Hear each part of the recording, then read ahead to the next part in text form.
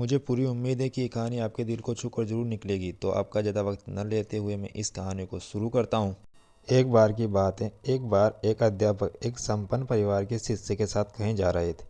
तो उस शिष्य को कुछ मजाक सूझी, क्योंकि उसको रास्ते में किसी गरीब मजदूर से दिखाई दिए। उसने अध्यापक जी से कहा, ए गुरुजी, अगर हम इन जूतों को छुपा दें तो कितना मजा आएगा। वो उसको तो मजाक सूझ रहा था, लेकिन गुरुजी ने कहा कि नहीं, गरीब इंसान के साथ इस तरह का भद्दा मजाक ठीक नहीं।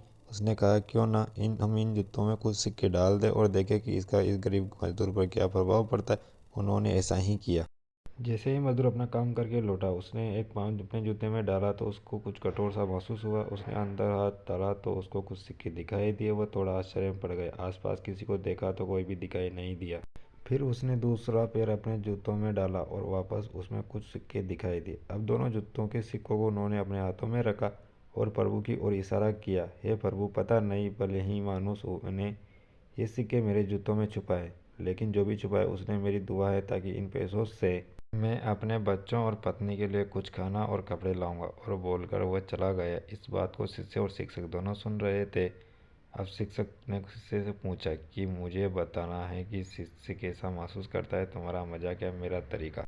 तो उसने कहा कि गुरुजी, मैं आपसे क्षमा चाहता हूँ। अब मुझे समझ आ गया कि सच्ची खुशी किस चीज़ में होती है।